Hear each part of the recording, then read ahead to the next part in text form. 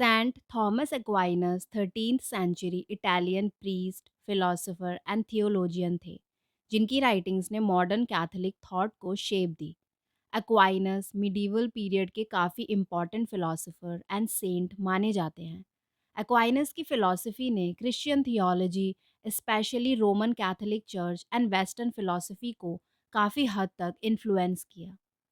जब उनसे पहले आए थियोलॉजियंस प्लेटो के वर्क से हेविली इन्फ्लुएंस थे, तब एक्वाइनस ने एरिस्टोटल के वर्क एंड उनके साइंटिफिक आउटलुक को प्रेफरेंस दिया। इज फेथ अनरीजनेबल और is it contrary to reason? Aquinas ने इन क्वेश्चंस के बारे में डीपली सोचा एंड आंसर्स ढूंढने की कोशिश की। थॉमस एक्वाइनस ने कहा कि faith and reason, science and theology, इन दोनों को खुद को अपोज करने की कोई ज़रूरत नहीं है। ये दोनों एक साथ को एग्जिस्ट कर सकते हैं। एक्वाइनस की फ़िलॉसफ़ी का मेन गोल था लॉजिक एंड नेचुरल साइंस को क्रिश्चियन फेथ के साथ बैलेंस करना। एक्वाइनस हमें बताते हैं कैसे रिलीजन को साइंस एंड फेथ को रीज़न के साथ रेकंसाइल कर सकते हैं। एक्वाइनस एक फ़िलॉसफ़र एंड सेंट दोनों ही थे, जिन्होंने फेथ या फिर रीज़न दोनों में से एक को भी छोड़ने से मना कर दिया था। एक्वाइनस का एम था वेस्टर्न यूरोपियन सिविलाइजेशन को इस फैक्ट से अवेयर कराना दैट ना सिर्फ क्रिश्चियंस बल्कि कोई भी इंसान गॉड के दिए गए गिफ्ट रीज़न को यूज़ करके ट्रूथ जान सकता है। एक्वाइनस ने उस टाइम की क्रिश्चियन थिंकिंग को चैलेंज किया, ये कहकर कि नॉन क्रिश्चियंस भी विजडम अचीव कर सकते हैं without any interest in God. 13th century में ये माना जाता था क्रिश्चियंस जो जीसस में बिलीव रखते थे बस वही विजडम प्राप्त कर सकते हैं। बट एक्वाइनस ने इस थिंकिंग को चैलेंज किया। अब हम थॉमस एक्वाइनस की अर्ली लाइफ के बारे में थोड़ा जान लेते हैं। थॉमस एक्वाइनस 1225 में एक इटालियन नोबल फैमिली में पैदा हुए थे। उनके father Count Landolf and mother Theodora countess of Theate थी। उनके अंकल मोंटे कैसीनो में एक मॉनेस्ट्री में थे एंड एक्वाइनस से अपने अंकल को फॉलो करना एक्सपेक्टेड था। इसलिए 5 साल की एज से उनकी मॉनेस्ट्री में अर्ली एजुकेशन शुरू कर दी गई एंड 16 साल की एज में वो यूनिवर्सिटी ऑफ नेपल्स पढ़ने चले गए, जहाँ पहली बार ग्रेट नॉलेज जो रिसेंटली डिस्कवर हुई थी उसके कांटेक्ट में आए, जो थे ancient Greek and Roman authors की राइटिंग्स। एक्वाइनस डोमिनिकन ऑर्डर की तरफ अट्रैक्ट होने लगे, जो उनकी फैमिली की विशेस के अगेंस्ट था।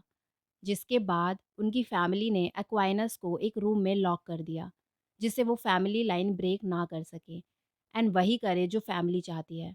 हाउएवर जब एक्वाइनस ने गिव अप नहीं किया तो उनकी फैमिली ने एक्वाइनस को जाने दिया, जिसके बाद एक्वाइनस आगे की पढ़ाई करने यूनिवर्सिटी ऑफ पेरिस चले गए। यहाँ से उनके राइटिंग करियर की शुरुआत हुई, जहाँ उन्होंने क्रिश्चियन थियोलॉजी के ऊपर 3 डेकेड्स के अंदर अप्रॉक्सीमेटली 200 पीसेस क्रिएट किए, जिसमें से एक है उनका greatest work of all time, Summa Theologica and सुमा कॉन्ट्रा जेनिटिल्स। कुछ टाइम बाद एक्वाइनस ने through out France and Italy travel करना एंड थियोलॉजी के ऊपर लेक्चर देना शुरू किया। एक्वाइनस आर्ग्यूड कि हिस्ट्री में आए कई ग्रेटेस्ट थिंकर्स जो क्रिश्चियंस नहीं थे, उन्होंने भी ग्रेट नॉलेज इनसाइट्स क्रिएट किए, क्योंकि जैसा कि एक्वाइनस ने प्रपोज किया था, वर्ल्ड को ना सिर्फ ओनली फेथ बल्कि रीज़न के थ्रू भी ब्यूटीफुली एक्सप्लोर किया जा सकता है। इसे इजी वे में समझने के लिए एक्वाइनस ने बताया यूनिवर्स में दो काइंड के लॉ होते हैं जिनके बेसिस पर ये ऑपरेट करता है।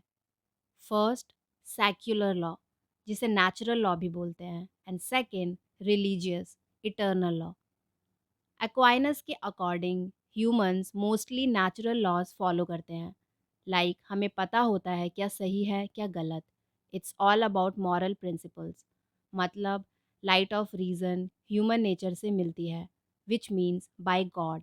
इसलिए ह्यूमन बींग्स अपनी लाइफ लीड करने के लिए रीज़न यूज़ करते हैं।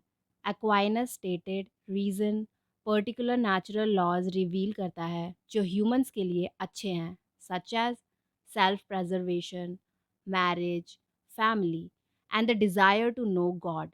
ही फर्दर सेड कि रीज़न हमें इनेबल करता है उन चीज़ों को बेटर वे में समझने के लिए जो ईवल हैं, such as adultery, suicide and lying, and none of this relies in believing in God. फिर आते हैं इटर्नल लॉज।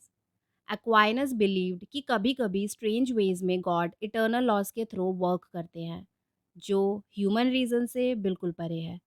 कई बार लोग क्लेम करते हैं उन्होंने एंजल से बात की या कुछ एक्स्ट्राऑर्डिनरी एक्सपीरियंस किया, बट एक्वाइनस ने बार बार रीअश्योर किया कि सबसे useful knowledge usually atheist and secular minded लोग ढूंढते हैं, जो आता है within the realm of natural law. Although Aquinas was a man of deep faith, but उन्होंने रीज़न को यूज़ कर फिलोसॉफिकल फ्रेमवर्क्स भी क्रिएट किए, जो हमें बार बार याद दिलाते हैं कि नॉलेज सिर्फ एक नहीं बल्कि मल्टीपल सोर्सेज से आ सकती है, and we should always be open to new possibilities. Aquinas self control maintain करके रहते थे एंड अपनी पर्सनालिटी एंड ग्रेट लर्निंग के साथ सामने वाले ओपोनेंट को हमेशा हरा देते। ऐसे काफ़ी रूमर्स भी हैं जिनमें कहा गया कि एक्वाइनस एंजल से बातें करते थे एंड इवन लेविटेट भी किया था। 1270 में बिशप ऑफ पेरिस ने एक ऑर्डर इशू किया, जिसके according Aristotle and Arabic philosopher Averroes and साथ ही साथ एक्वाइनस की टीचिंग्स को बैन कर दिया गया। एंड डोमिनिकन ऑर्डर ने जब तक पेरिस में इन्वेस्टिगेशन कंटिन्यू रही तब तक के लिए एक्वाइनस को इटली भेज दिया। 1274 में Aquinas died at the nearby monastery of Fossa न्यूओवा।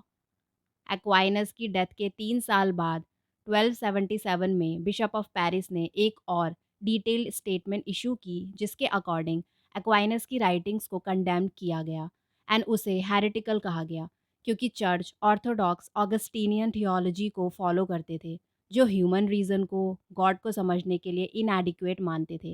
As a result Aquinas को मिडिवल फिलॉसफी एंड थियोलॉजी से एक्सकम्युनिकेट कर दिया गया, and then it took many years for his reputation to recover from this censor. इसके बाद Thomas Aquinas की death के 50 साल बाद 1324 में उन्हें saint of Catholic church pronounce किया गया, एंड इस तरह उनकी theology began its rise to prestige. आज थॉमस एक्वाइनस कैथोलिक चर्च के ग्रेटेस्ट थियोलॉजियन एंड फिलोसोफर्स में से एक माने जाते हैं। जैसा कि हम पीछे जान चुके हैं, एक्वाइनस एक क्रिश्चियन थियोलॉजियन थे, बट साथ ही साथ वो एक एरिस्टोटेलियन एंड एम्पिरिस्ट भी थे। उन्होंने इन दोनों स्ट्रीम्स ऑफ वेस्टर्न थॉट को सब्सटैंशियली इन्फ्लुएंस किया। उन्होंने इस पर काफ़ी जोर दिया कि ट्रूथ को both natural revelation and supernatural revelation के थ्रू जानना पॉसिबल है, and he was careful to separate these two elements which he saw as complementary rather than contradictory in nature. सबसे पहले फेथ एंड रीज़न के बीच का difference या contradiction को जान लेते हैं। पहले आता है स्केप्टिसिज्म, जिसका मतलब होता है कि फेथ इर्राशनल है या रीज़न के कॉन्ट्ररी है। शायद आप कह सकते हो, वेल फेथ को प्रूव नहीं किया जा सकता तो ये इर्राशनल हुआ, एंड साइंस रिलीजन को डिसअप्रूव करती है। इसके बाद सेकंड आता है फीडिज्म। ये अग्री करता है कि faith is oppose to reason and according to it it's not a problem. वो फेथ पर ही बिलीव करते रहते हैं। एक फीडेस्ट मानता है that all we really need is Bible, इसलिए रीज़न और साइंस क्या क्लेम करता है उस बारे में हमें चिंता करने की कोई ज़रूरत नहीं है। नाउ थर्ड, थर्ड के अकॉर्डिंग फेथ प्योरली सब्जेक्टिव होता है, मीनिंग कि अगर मुझे गॉड में फेथ है तो वो सिर्फ मेरा फेथ है। It's only true for me, it's purely personal. So finally इन तीनों एरर्स के ऊपर थॉमस एक्वाइनस आर्ग्यू करते हैं that first, faith and reason are never truly in conflict. That's because there is a fundamental unity of truth which is based on the order of reality, and truth purely subjective नहीं होता, ना ही private और personal, क्योंकि ultimately truth mind से बाहर existing reality पर based होता है। नाउ क्योंकि गॉड रियलिटी में जो कुछ भी एग्जिस्ट करता है उसका एक सोर्स है, इसलिए वही सेम गॉड हमारे रीज़न का भी सोर्स है, and also of divine revelation and the light of faith. So since reason and faith दोनों ही गॉड से आते हैं, एंड ट्रूथ इज़ वन, तो हम कॉन्फिडेंट हो सकते हैं कि ये दोनों एक दूसरे को कॉन्ट्राडिक्ट नहीं करेंगे, because truth can not contradict truth. इसलिए अगर हमें कुछ ऐसा देखने को मिलता है जो फेथ एंड रीज़न में कॉन्ट्रडिक्शन जैसा दिखता है, then either our reasoning is faulty और it doesn't prove its point, और we are in some way misunderstanding the truths of faith. Aquinas makes an important point here. He says, faith is eminently reasonable. हर दिन हम अपने friends और family और ना जाने दूसरे लोगों से कुछ ना कुछ ऐसा सुनते हैं which doesn't make sense to us, but still we trust them कि maybe that's truth for them, and ऐसा उनके साथ शायद हुआ हो। फेथ के केस में हम गॉड पर ट्रस्ट करते हैं, who is truth himself, and it gives us immense peace in hard times. Aquinas Christ का एग्जाम्पल देते हैं कि उनके मिरेकल्स को बहुत लोगों ने विटनेस किया था, एंड चर्च की टीचिंग्स को लोग 2 मिलेनिया से थ्रू आउट हिस्ट्री फॉलो करते आ रहे हैं। He says faiths mysteries in themselves remain hidden from view. हमारा माइंड उन्हें पूरी तरह से समझने के लिए तैयार नहीं है। It's beyond our comprehension. Even though it's reasonable to believe them, they are believable, and the signs of credibility confirm their truth. Thomas Aquinas theology को कैथोलिक चर्च के लिखे गए स्क्रिप्चर्स एंड ट्रेडिशंस के रूप में देखते थे, जो थ्रू आउट हिस्ट्री गॉड के सेल्फ रेवलेशन से प्रोड्यूस किए गए हैं, एंड उनके अकॉर्डिंग गॉड के बारे में ट्रू नॉलेज ऑब्टेन करने के लिए फेथ एंड रीज़न दो प्राइमरी टूल्स हैं जो उस डाटा को प्रोसेस करने के लिए बहुत ज़रूरी हैं। वो मानते थे God reveals himself through nature, so that rational thinking and the study of nature is also the study of God. Aquinas के अकॉर्डिंग गॉड का एग्जिस्टेंस ना ही सेल्फ एविडेंट है, ना ही बियॉन्ड प्रूफ। एक्वाइनस ने 4 कार्डिनल वर्च्यूज डिफाइन किए, जो थे prudence, temperance, justice and fortitude, जो उनके अकॉर्डिंग नेचुरल है। इसके एडिशन में उन्होंने 3 थियोलॉजिकल वर्च्यूज़ भी बताए, जो थे फेथ, होप एंड चैरिटी, जो सुपर नेचुरल होते हैं, एंड अदर वर्च्यूज़ से एकदम अलग, क्योंकि इनका ऑब्जेक्ट गॉड है। थॉमस एक्वाइनस एक humble, simple and peace loving इंसान थे, साथ ही साथ पोइट्री लवर भी। एक्वाइनस ने क्रिश्चियन माइंड्स को new ideas and insights adapt करने के लिए ओपन किया। वो कहते थे कि गुड आइडियाज़ इंसान की क्रीड या बैकग्राउंड पर डिपेंड नहीं करते, ये कहीं से भी आ सकते हैं। उन्होंने ह्यूमन लाइफ में रीज़न की इम्पॉर्टेंस पॉइंट आउट की। थॉमस एक्वाइनस के लिए ह्यूमन एक्सिस्टेंस का गोल था union and eternal fellowship with God. Well, this is the end. आप थॉमस एक्वाइनस की फ़िलॉसफ़ी के बारे में क्या सोचते हैं? अपने व्यूज़ हमें कमेंट सेक्शन में बता सकते हैं।